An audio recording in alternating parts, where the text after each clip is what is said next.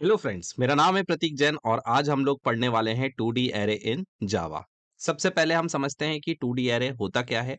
जैसे कि हमने देखा था कि 1D एरे में हम कुछ इंफॉर्मेशंस को स्टोर कर सकते हैं। ठीक है, जैसे कि मान लो कि मुझे एलिमेंट्स स्टोर करना है 1 2 3 4 5। तो अगर यहाँ पर मुझे कुछ एलिमेंट्स को अगर स्टोर करना है जो कि सिमिलर टाइप के हैं और मैं चाहता हूँ कि उनको कंटिन्यूअसली मेमोरी एलोकेट हो, लगातार में मेमोरी एलोकेट हो, तो यहाँ पर हम वन डायमेंशन एरे इस तरह से बना सकते थे। और इसमें हमने देखा था कि इसको बनाने का तरीका ये था कि हम यहाँ पर डेटा टाइप लिखेंगे और फिर इस एरे का जो भी हम नाम लिखना चाहते हैं स्क्वायर ब्रैकेट लगाएंगे और न्यू करके हम मेमोरी एलोकेट कराएंगे 5 साइज की इंट डेटा टाइप लिख के। तो हमारे पास 5 ब्लॉक्स एलोकेट हो जाएंगे। पहले वाले का नाम हमने देखा था कि A0 होता है, दूसरे वाले का नाम A1 होता है एंड सो ऑन। इस तरीके से हम एक्सेस कर सकते हैं। लेकिन मान लो कि मैं चाह रहा हूं कि मुझे एक से ज्यादा वन डायमेंशन एरे बनाने हैं और वो आपस में रिलेटेड हों। एक से ज्यादा वन डायमेंशन एरे बनाने का तरीका तो एक और था कि मैं एक एरे बना देता हूं बी। लेकिन मान लो कि ऐसे में कितने two dimension one dimension array बनाऊंगा। एक वन डायमेंशन एरे, टू दो वन डायमेंशन एरे। लेकिन अगर मान लो कि मुझे 10 वन डायमेंशन एरे बनाने हैं तो कैसे मैं बनाऊंगा। जैसे कि एक वेरिएबल अगर मुझे बनाना है तो मैं इंट एक्स लिखकर बना सकता हूं, दो वेरिएबल बनाना है तो इंट वाई लिखकर बना सकता हूं। लेकिन अगर मुझे बहुत सारे सिमिलर टाइप के डेटा को बनाना होता था, एलिमेंट्स को स्टोर करने के लिए बहुत सारी मेमोरी लोकेशन चाहिए है सिमिलर टाइप की, तो हमने देखा था कि एरे की मदद से हम एक साथ कई सारे मेमोरी ब्लॉक्स क्रिएट कर सकते हैं। उसी तरह से अगर मुझे बहुत सारे वन डायमेंशन एरे चाहिए तो क्या मैं इस तरीके से मेमोरी एलोकेट करूंगा। ऐसे में तो बहुत टाइम लग जाएगा। तो फिर इसका तरीका यह है कि हम टू डायमेंशन एरे को यूज कर सकते हैं। टू डायमेंशन एरे हमें यह बताता है कि कितने हम वन डायमेंशन एरे बनाना चाहते हैं। जैसे कि फॉर एग्जांपल कि मैं चाहता हूं कि सेम इसी तरह का जो वन डायमेंशन एरे जो मैंने बनाया था, ऐसे में तीन वन डायमेंशन एरे बनाना चाहता हूं। तो मान लीजिए इस तरह से हमने तीन वन डायमेंशन एरे हमारे बना लिए। ठीक है, और अब पहले वाले एरे को, दूसरे वाले एरे को और तीसरे वाले एरे को कुछ नाम देना पड़ेगा।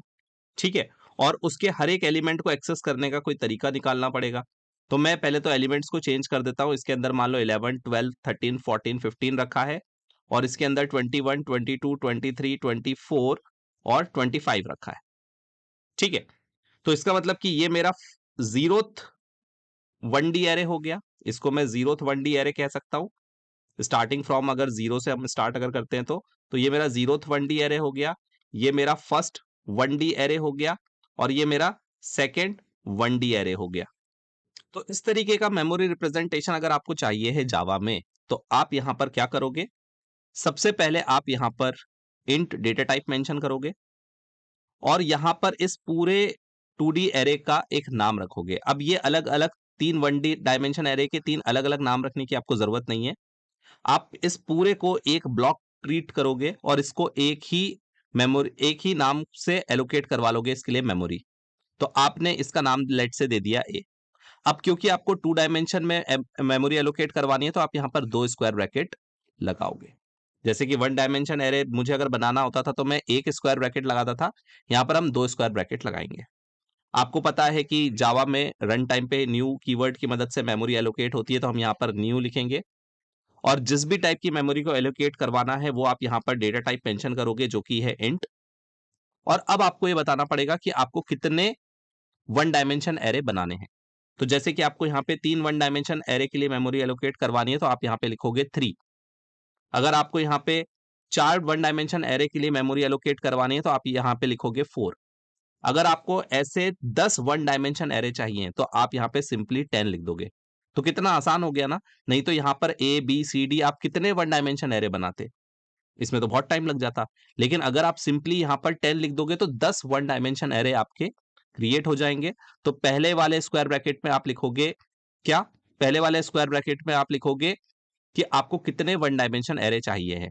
या फिर आप इसको ऐसा भी कह सकते हो कि आपके टू डायमेंशन एरे में आपको कितने नंबर ऑफ रोज चाहिए है। आप इसको रोज और कॉलम्स में भी अज्यूम कर सकते हो कि जैसे कि मान लो कि मुझे टू डायमेंशन में वर्क करना है जहां पर एक्स एक्सेस और वाई एक्सेस हो, अगर मुझे इस तरह के रिप्रेजेंटेशन से अगर सोचना है, तो मैं ये कह सकता हूं कि मेरे पास कितने नंबर ऑफ रोज होंगे वो यहां पर मैं बताऊंगा। ठीक है, तो यहां पर 2 स्क्वायर ब्रैकेट से हम मेमोरी एलोकेट करवाएंगे। पहले अभी हम इसको देखते हैं। तो ये हमें क्या बताएगा कि मुझे नंबर ऑफ रोज कितने चाहिए हैं मेरे 2D एरे में, number of rose in 2D array. और अगर मैं इसको वन डायमेंशन एरे के फॉर्म में अगर मैं कहना चाहूं, तो मैं इसको ऐसा भी बोल सकता हूं कि नंबर ऑफ 1D एरे, कि मुझे कितने 1D एरेस बनाने हैं वो मैं यहां पे लिख रहा हूं कि मुझे 3 1D एरे बनाने हैं।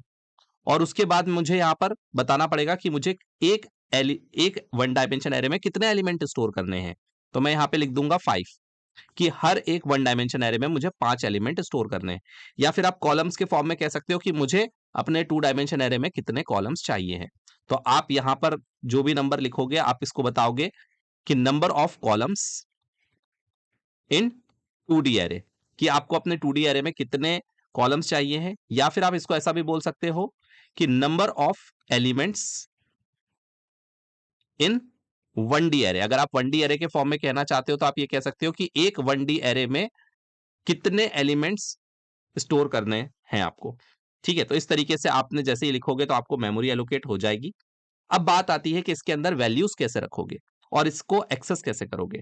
तो आपको पता है कि ये आपका 0 कॉलम हो गया, ये 1 कॉलम हो गया, ये 2, ये 3 और ये 4। ये आपके रो का इंडेक्स हो गया 0 1 2, और ये आपके कॉलम का इंडेक्स हो गया 0 1 2 3 4। ठीक है, तो अगर आपको फर्स्ट लोकेशन को अगर एक्सेस करना है कि यहां पर मुझे 1 स्टोर करना है, तो आपको कहना पड़ेगा कि एरे का नाम ए है, इसमें मैं 0 नंबर का जो एरे है वो एक्सेस करना चाहता हूं, मतलब 0 नंबर का वन डायमेंशन एरे, और उसका 0 नंबर का जो कॉलम है उसमें मैं असाइन करना चाहता हूं 1। इस तरीके से इसके अंदर 1 असाइन हो जाएगा। अगर आपको यहां पे 12 असाइन करना है, तो आप पहले बोलोगे कि मुझे जो फर्स्ट नंबर का वन डायमेंशन एरे है और उसका जो फर्स्ट नंबर का कॉलम है उसमें मुझे असाइन करना है 12। तो आप पहले लिखोगे A1। A1 मतलब हो गया ये वाला वन डायमेंशन एरे, और उसका 1 नंबर का कॉलम, मतलब ये हो गया 12। आया समझ में? तो इसका मतलब ये हुआ अगर मुझे 25 अगर इंसर्ट करना है, तो मैं क्या कहूंगा, इस लोकेशन का नाम क्या है, इस लोकेशन का नाम है सेकंड 1D एरे। तो सेकंड 1D एरे और उसका कॉलम नंबर 4, उसका कॉलम नंबर 4, उसमें मैंने इंसर्ट कर दिया 25। बिल्कुल सी और सी प्लस प्लस की तरह असाइनमेंट होगा। ठीक है, तो इस तरह से हम वैल्यूज असाइन कर सकते हैं। अब हम चाहें तो इसको लूप की मदद से भी एक्सेस कर सकते हैं। नेस्टेड 2 लूप लगाएंगे आई और जे की मदद से, और उससे यूज वैल्यूज उसमें इंसर्ट कर सकते हैं और उससे वैल्यूज प्रिंट भी कर सकते हैं। तो चलिए अब डायरेक्ट कोड में चलकर देखते हैं कि इसके अंदर एलिमेंट्स को हम कैसे एक्सेस कर सकते हैं, कैसे हम प्रिंट करवा सकते हैं। तो यहां पर मैं एक फाइल क्रिएट कर देता हूं। फाइल का नाम रख देता हूं 2D एरे डॉट जावा। तो सबसे पहले तो हम क्लास बना लेंगे, और क्लास का नाम वही रखेंगे जो हमारी फाइल का नाम है 2D एरे, और पब्लिक स्टैटिक वॉइड मेन। और यहां पर मैं एक 2 डायमेंशन एरे बनाना चाहता हूं। आप लोगों ने डेयरी मिल्क देखी है? डेयरी मिल्क में क्या होता है, डेयरी मिल्क में भी हमारे पास कई सारे स्क्वायर बॉक्सेस रहते हैं। तो वो भी एक तरीके का 2 डायमेंशन एरे ही है। आप उसमें बताते हो कि यार मुझे ना ये कंप्लीट रो चाहिए है, या फिर आप बोलते हो नहीं, आपका दोस्त बोलेगा नहीं मैं तुम्हें कंप्लीट रो नहीं दूंगा, मेरे पास जो डेयरी मिल्क है उसके अंदर 2 रोज हैं, मैं उसमें से फर्स्ट रो का फर्स्ट एलिमेंट ही तुमको दूंगा। ठीक है ना? तो आप बिल्कुल ऐसा सोचो कि आपका जो 2D एरे है वो आपकी डेयरी मिल्क है। ठीक है, तो आप यहां पर बोलोगे कि इंट डेयरी मिल्क, मुझे डेयरी मिल्क चाहिए है, तो मेरी डेयरी मिल्क ऑब्वियसली 2 डायमेंशन होगी। और यहां पर मैं कहना चाहूंगा कि मेरी डेयरी मिल्क में कितने नंबर ऑफ रोज हैं, मेरी डेयरी मिल्क में 2 रोज हैं, और कितने उसके अंदर कॉलम है, 3 कॉलम है। ठीक है ना? छोटा साइज इसलिए ले रहा हूं ताकि मैं वैल्यूज उसके अंदर अभी यूजर से असाइन नहीं करवा रहा हूं, मैं अभी खुद से उसके अंदर वैल्यूज असाइन कर रहा हूं। ठीक है, तो मैं कहना चाह रहा हूं कि मेरी डेयरी डेयरी मिल्क जो है उसकी जो 0 लोकेशन है, मतलब कि जो 0 नंबर का जो मेरा वन डायमेंशन एरे का है, उसका मुझे 0th एलिमेंट चाहिए है। तो आप बोलोगे कि हाँ वो मेरा 1 है। ठीक है, उसके बाद डेयरी मिल्क का 0 लोकेशन लेकिन 1 कॉलम, वो आपका कौन सा सेल हो गया, वो आपका सेल नंबर 2 है। तो ये मेरा सेल नंबर 1 हो गया, ये मेरा सेल नंबर 2 हो गया, और ये मेरा सेल नंबर 3 हो गया। आपको पता है ना, रो और कॉलम्स में अगर मैं बात करता हूं तो मैं उसको सेल बोलता हूं, कि एक रो और एक कॉलम। तो हर एक रो और कॉलम्स को अगर मैं देखूं तो वो कई सारे सेल्स में डिवाइडेड होता है। अगर आपको सेल नहीं समझ में आ रहा है तो आप ऐसा सोचो कि वो एक ब्लॉक है। ठीक है। उसके बाद अब मैं सेकेंड रो की बात कर रहा हूं, तो सेकेंड रो में जीरोथ इंडेक्स मतलब फोर्थ नंबर का ब्लॉक, और हमारे डेयरी मिल्क वन वाला, जो डेयरी मिल्क वन वाली है उसका वन वाला कॉलम, वो मेरा फिफ्थ ब्लॉक है। और जो मेरा डेयरी मिल्क टू है उसका सेकेंड वाला जो कॉलम है उसमें सिक्स्थ वाला वो ब्लॉक हो गया। ठीक है। अब मैं चाहूं तो इसको एक्सेस करना चाहूं, प्रिंट करना चाहूं फॉर लूप की मदद से, तो यहां पर मैं फॉर लूप लगाता हूं। ठीक है। अब यहां पर मुझे रो और कॉलम्स को ब्रेक करना पड़ेगा। ठीक है। तो यहां पर मुझे रो और कॉलम्स में ब्रेक करना है, तो पहले मैं ले लूंगा रो। रो स्टार्ट होगी 0 से, और ये रो कहां तक जाएगी? अब देखो, आपको याद होगा कि ए डॉट लेंथ करने से मुझे एरे की लेंथ मिल जाती थी। आपको याद है, ए डॉट लेंथ करने से मुझे एरे की लेंथ मिल जाती थी। लेकिन यहां पर जब मैं ए डॉट लेंथ करूंगा तो मुझे क्या पता चलेगा? अगर मैं टू डायमेंशन एरे में अगर लेंथ को डॉट करता हूं तो अगर मैंने सिर्फ एरे का नाम लिखा है और डॉट लेंथ लिखा है तो ये बताएगा कि आपके टू डायमेंशन एरे में कितने नंबर ऑफ रोज हैं। ठीक है ना? तो आप ये समझ लो कि यहां पे जो आपने ए डॉट लेंथ लिखा है ना, टू डायमेंशन एरे में, वन डायमेंशन एरे में तो आपको ये बता देता था कि उसके अंदर कितने एलिमेंट्स हैं। लेकिन अगर आपने एरे का नाम लिखा है और ए डॉट लेंथ लिखा है तो ये आपको बताएगा नंबर ऑफ रोज।